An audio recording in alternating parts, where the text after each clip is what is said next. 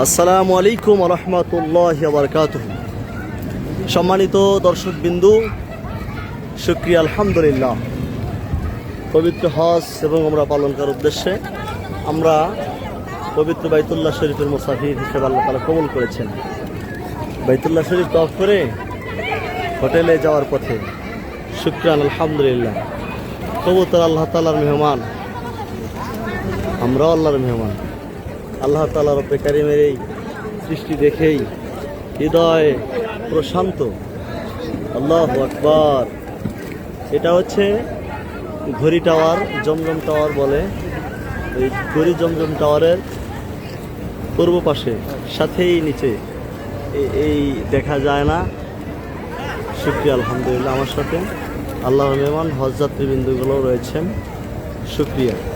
আপনারা যে দেখতেছেন কবুতরের এই যে খাবার খাওয়া, কেমন লাগতেছে?